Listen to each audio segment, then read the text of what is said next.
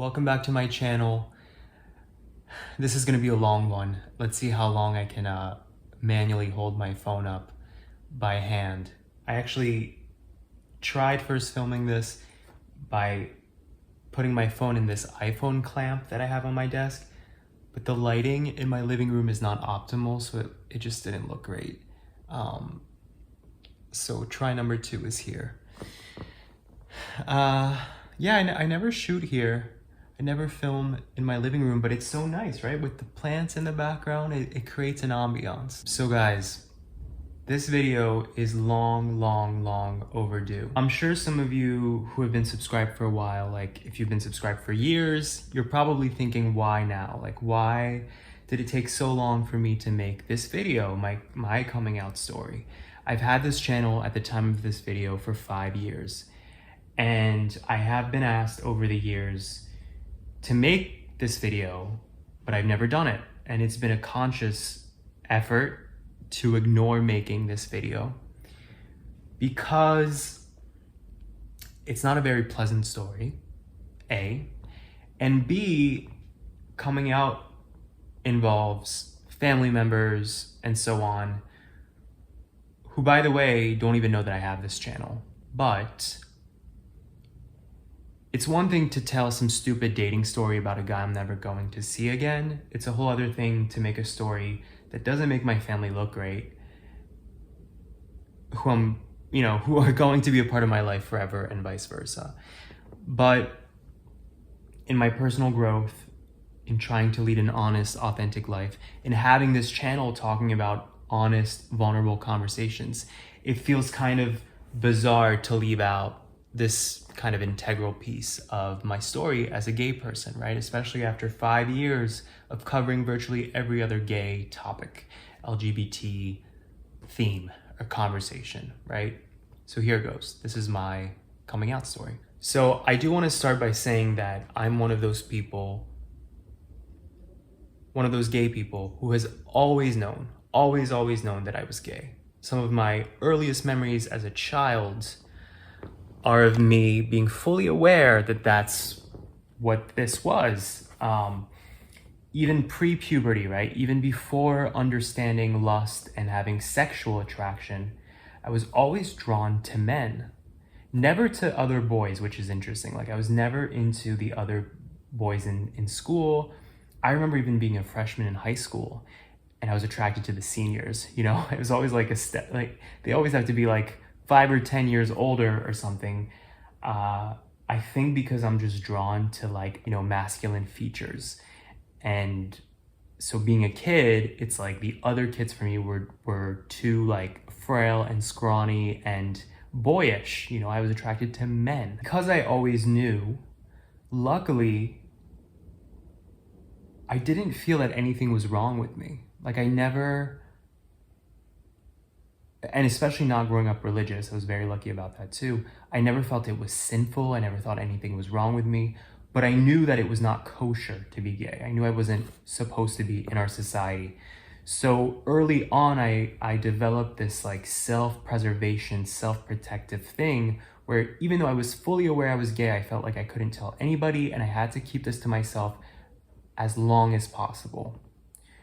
I remember even thinking in college, like, I have to be financially independent before I can tell my parents, just in case. So I was already my mind was already going there. But yeah, some of my earliest memories as a child refer to knowing that I was gay. I remember being really young, I want to say like 5 years old or so, being in a car with my brother and a family member driving, and Queen was playing. The rock band Queen. I think it was the cassette actually of Queen back in the mini cassette days, for those of you who remember. That's before even CD players were in cars. But anyway, Queen was playing and I remember my brother saying, oh, you know, isn't he gay or something like that? And the person driving, the family member, said, yeah, he died of AIDS. It's a disease that a lot of gay men get. And this is my recollection of this story, that the family member driving then said something like, you know, Elton John is also gay. He's really lucky he doesn't have AIDS because so many gay men get this. And that's my recollection of it. And maybe it was just also the way to communicate with children about something kind of heavy. But I look back at that story and I'm like, how ignorant was that, right? To imply this is the gay man's disease and gay men who don't have AIDS are lucky to not have AIDS. But that was the mindset for a really long time in the 80s and 90s. HIV/AIDS was the gay man's disease. So growing up in that world, right, the baggage that's already developing for those of us who grew up in that era is awful. And I think that partially explains that self-protective mindset I already had as a child, to keep this to myself for as long as possible and just hope for the best. And I always believed that one day I would get older and start dating and life would be a lot easier and I would be around gay men and I would romanticize that idea. The irony is I'm still figuring stuff out. It's still not easy, but it's easier versus growing up in this world where you feel like you're kind of on your own. So fast forward to college. I went to NYU, New York University in Manhattan, in New York City. And it was a very gay-friendly school, which I didn't even know when I was applying there, that it was a super gay-friendly school. There was even this motto that freshmen are gay by May, meaning if they weren't already openly gay, so many of them come out that they are gay by May, meaning by the end of the school year, their freshman school year. Again, even though I was totally aware that I was gay, I did not feel comfortable sharing it with the people at school that I knew. Didn't feel like I could trust the people that I knew at that stage. And then the following fall, the beginning of my sophomore year, I was 19 years old. And I don't know if you guys remember this. This was back in like 2010. There was a string of gay teen suicides being profiled in the media, which started with this boy named Tyler Clemente, who was the same age as me. And he had committed suicide. He had jumped off a bridge. He was a student at Rutgers University in suburban New Jersey, and he had jumped off a bridge after his roommate at Rutgers University had filmed him secretly fooling around with some guy. And I guess this footage had made its way around Rutgers, and it was embarrassing and humiliating. Nowadays, this would be called like probably revenge porn. There are legal consequences to doing this kind of thing and publishing it and posting somebody else's sex tape or whatever. So it had started with him. And then in the media, there were all these other stories that came up, which, by the way, I think gay teen suicides are just higher rates of gay people killing themselves has probably always been a thing. It's just that because of that one story getting a lot of press, then suddenly you have a bunch of other stories because, these news channels realize that it's getting a lot of impressions, which means then more ratings, which means more money from advertising and so on, right? It's all business. But this had affected my mom.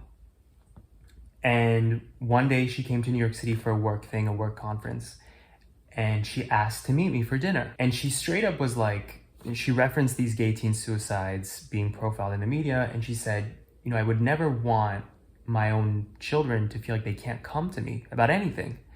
So I want to make sure that you feel you can always come to me about anything.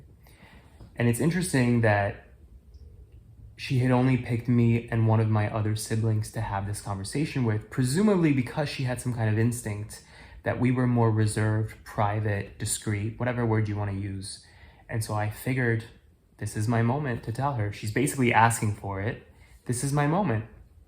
So at 19 years old, I told my mom at Penn Station in New York City, yes, I am gay, and I've always known, and here we are. My mom reacted well, and she said all the things that you're supposed to say, like, I still love you, this doesn't change anything, thank you for telling me, blah, blah, blah. And that was that. And then her next thing was, when are you gonna tell your dad? Do you wanna tell your dad? When are you gonna tell your brothers? And I, at the time, was not ready, especially because I'm half French and half Turkish, as some of you know. And even though my parents are both academic people, academia-based intellectuals, whatever you want to call it, pretty liberal as well, you never know how people are going to react. And on the Turkish side, there's a certain code of how a man is supposed to be, right? In every culture, really, but certain cultures, it's more profound. So I had a feeling that my dad that it might be a big deal. And I wasn't sure. So I wasn't ready, and I told her that, and we agreed that I wasn't ready, and that was that. And then a week later, my dad came to New York City, and he said he wanted to meet me for lunch. And I naively, didn't think much of it. And as soon as I sat down, my dad said, "So mom is saying you're having confusion about your sexuality."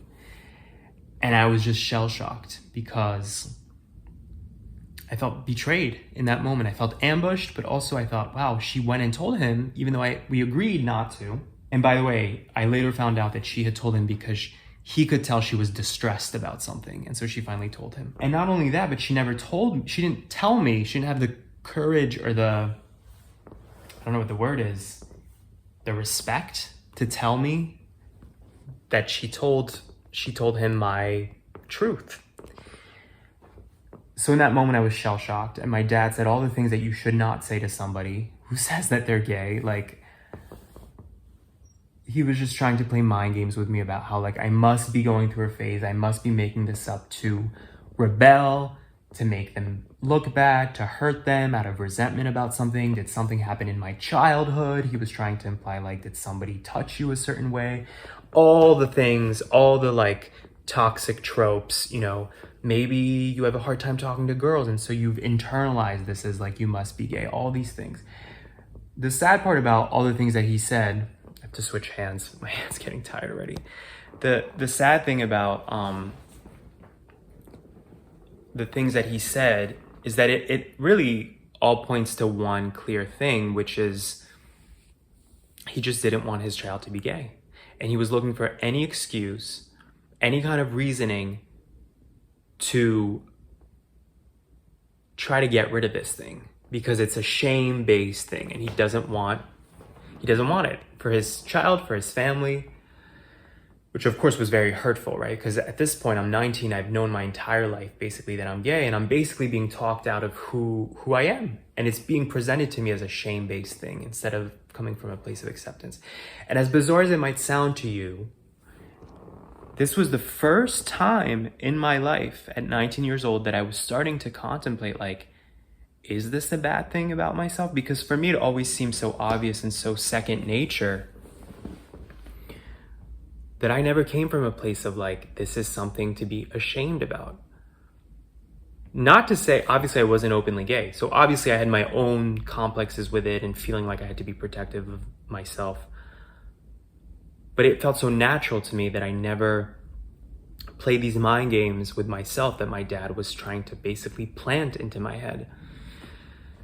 So that was that. It was not a good conversation. And then I remember coming home to my dorm in New York City, feeling so numb. And I'll never forget this. As I was walking home, who did I walk right past but Anderson Cooper and his partner at the time, who were kind of well known as this couple in the neighborhood. And this was before Anderson Cooper officially came out himself. I guess on CNN or I don't remember. He had done some official interview where he finally came out.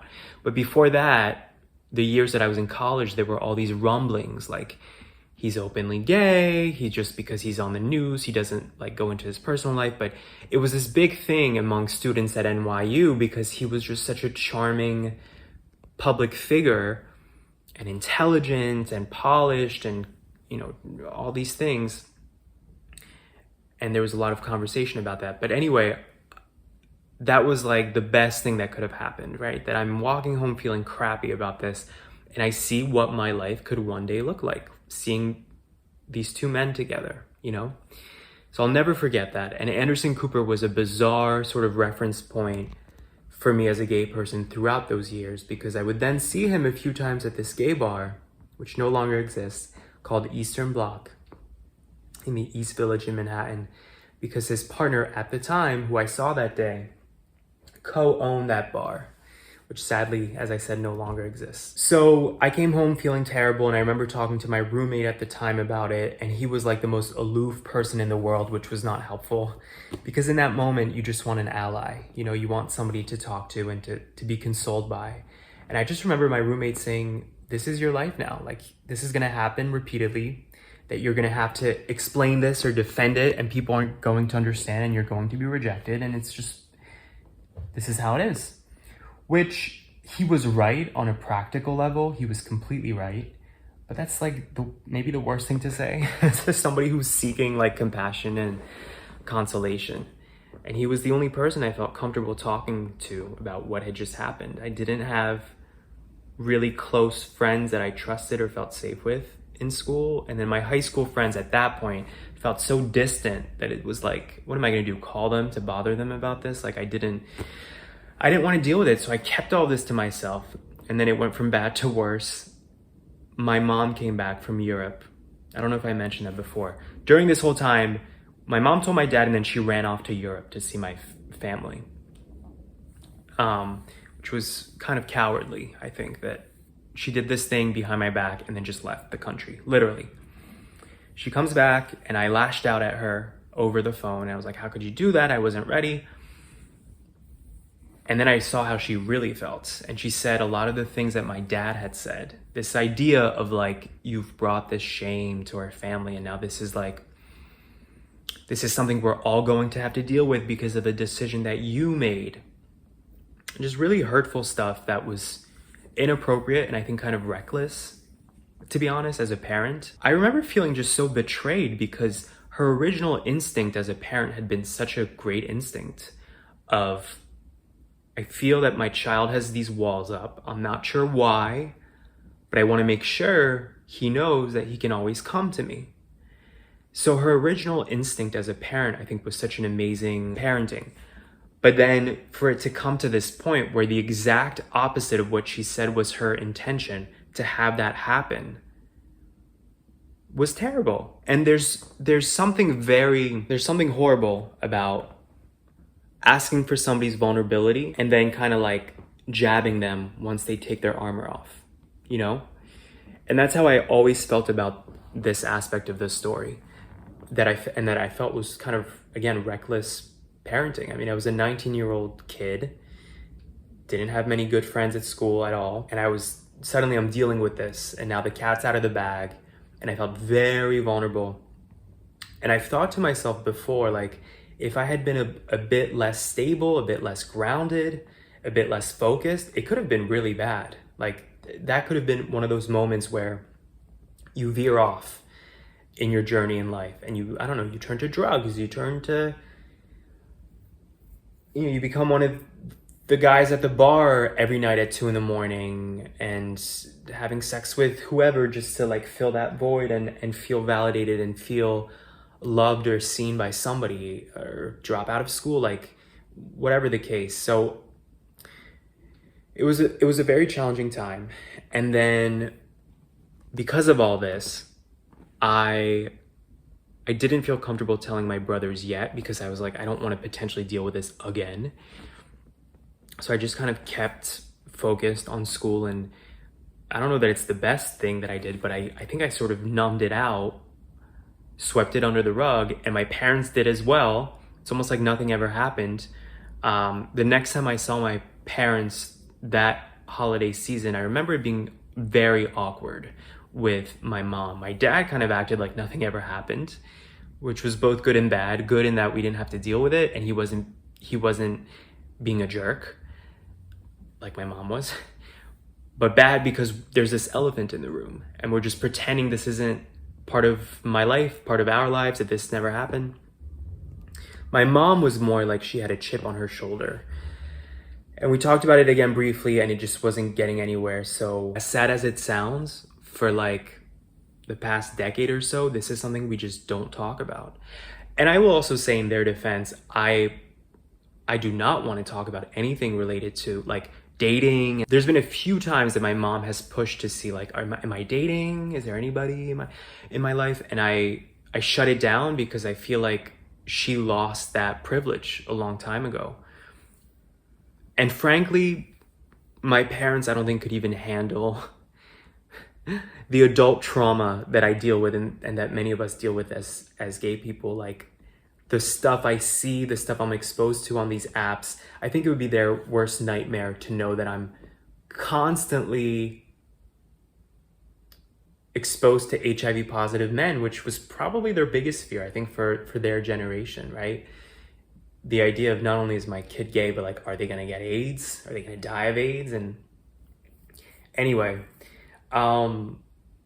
so that's what happened. And then a few years later, I finally told my older brothers, who handled it very well, and basically just told me to be safe and make good choices, which was fine. That's all they had to say, and that it was straight to the point. But at the same time, in retrospect, I'm like, all the coded language there, right? Of, oh, you're gay, so you must be promiscuous. You must be, having a very risky lifestyle. And it's just so ignorant because especially at that time, I was a virgin. I was a complete virgin. I don't think I had even kissed a boy. And this was back in college. And I'll never forget this. My entire family agreed. They all agreed that it wasn't appropriate yet to tell my little brother all of this. My little brother is about a decade younger than me. So at the time he was like 10 years old or so. And I remember my mom saying something like, if he finds out, it might start messing with him. He might start asking himself, what do two men do together behind closed doors? And all this stuff that, again, is coded bigotry and homophobia. And this idea that gay men are all behind closed doors, just having these like wild, grotesque orgies and all this stuff. And meanwhile, again, at the time, I was a complete virgin, which my older brothers were definitely not, so it's this coded language that I know comes from society. It's not their fault, it's not my family's fault, but just this lack of like critical thinking and failing to see you in that moment as a multifaceted human being, and already sort of putting you into a box because of this label that you're gay. The irony is that my little brother ended up a few years later, he wasn't even a teenager yet, and he literally one day asked me if I was gay, and I said yes. And he was like, yeah, I had a feeling, and he was already so precocious and so aware about these things. And then when he was in middle school, he had a few openly gay friends, which was shocking to me because when I was in middle school, that wasn't a thing. And now he's in college, and he's living his little life as young straight men do in college. But it's just so interesting to me that in the end, at that age, I was definitely the most innocent out of all my siblings. And yet because of this thing that I shared with them, I instantly became like the sexual deviant of the family. So it was a challenging time. And I definitely to this day still have a lot of resentment towards that whole time. In particular, because I feel like nobody was looking out for me. Like nobody was looking out for my well-being. Everything was a focus on what other people think and how is the family going to be seen. And everything about the veneer as opposed to the reality of how I'm doing and my feelings. Anyway, fast forward to about a decade later, current era. And it's not really something that we talk about in my family. With my brothers, it's easier to talk about and to navigate, especially with my little brother. Ironically, again, he's a decade younger, but he's the most advanced, the most understanding, the most, I don't know what the word is, open-minded. Because to him, as a Gen Z kid, to him, all this is like not a big deal at all. And he knows a ton of gay people and bisexual people and bi-curious people. So I'm lucky and I'm fortunate and I'm pleased that I have that rapport with him. But that doesn't take away that all these other things happen, obviously. The beauty of it all, though, is that today I have a chosen family. I have really good friends that I did not have at that age. And that took me a really long time to build. I would say throughout my 20s, here and there, I would meet a really precious soul of a friend. I would say in my 20s, I probably only made 2 or 3 really, really solid friends that are still in my life, and we talk consistently, and I would trust them with anything. And the last few years in particular, I've developed more of those kinds of friendships with people who I think just have very similar values and who I can trust and who are loyal and dependable and who are compassionate and I know this sounds corny, but a safe space for me. And luckily, some of them are gay men themselves. So of course that makes it a lot easier in terms of connecting and understanding certain things. But that's the beauty of it all, that even if you don't have a great positive coming out story, you can make a life for yourself later on that is a better place for you and a better environment, a better community than the first time around when you wish it could have been more, you could have been more embraced and more accepted and more understood. So I guess that's my takeaway for anybody who's watching who is struggling with their sexuality or is trying to navigate how to go about the coming out thing. Or, I mean, for me, it was a gradual thing as well, which is why the concept of coming out has always felt foreign to me, because it wasn't an overnight thing. I think a lot of people, they rip the Band-Aid off. They do it all at once. They tell everybody, they send a mass text, a mass email, 30 phone calls in one day to just take care of it. I did not do that. For me, it was a very gradual thing. Even beyond family, like the workplace. I remember my very first job, I didn't feel comfortable. Like, why should this even come up? And I remember a girl asking me, my very first job out of college, she was like, "Are you gay?" And I remember being like offended, like, how dare you put me in this predicament to ask me this? But to her, it just was so not a big deal that she didn't even think it could be unprofessional or inappropriate. And it's funny how far I've come that now I'm pretty openly gay with coworkers. I mean, I'm not waving rainbow flags, but if it comes up, I address it. It's interesting how you keep evolving. In a sense, you keep coming out and you keep hopefully peeling layers off yourself off. And I think it's so important because it's a form of taking the weight off your shoulders and being desensitized to this conditioning that we all have, which is still so prevalent, right? This idea of like, keep your sexuality to yourself. And I don't want to know, there's this mindset of like, keep it behind closed doors. The thing is, people like me, and many of you, I'm sure, you are keeping it behind. You're not having sex on the street. I'm not waving rainbow flags, but we've been conditioned to hide this part of us and to be ashamed for it. So it's actually a beautiful thing as I get older to be more publicly comfortable with discussing these things and these stories. I mean, I have a YouTube channel, so that kind of says a lot about it. And who knows how things will evolve. I'm sure one day when I bring a partner home, that'll force this conversation back into my family. But it is like a one day at a time thing, I think. And for me, there's a lot of takeaways. But if you are struggling with this, if you are trying to figure out how to come out, and I think the most important thing is to have people you trust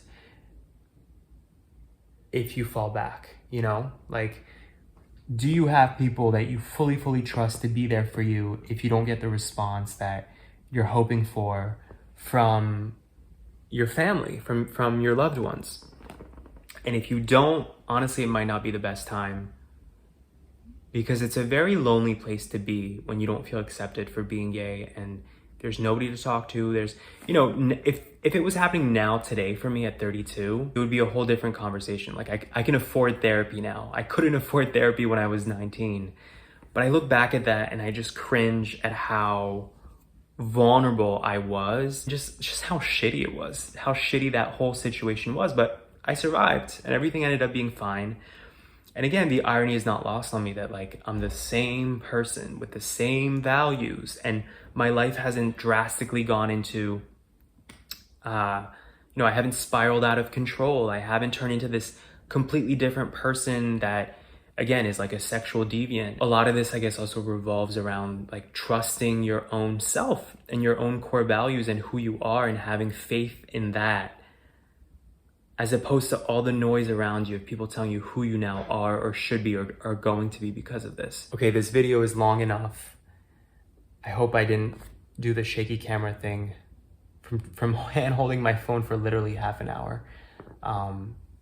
But curious what you guys think. Curious if you've had a similar experience. Hope you've had an easier time. I do think it's getting a lot easier now, at least in the States. I think we're just living in a way more accepting society, and a society that has bigger things to worry about, frankly, than whether your child is gay or not. But yeah, let me know in the comments, and thank you. If you made it this far, thank you for listening to my story.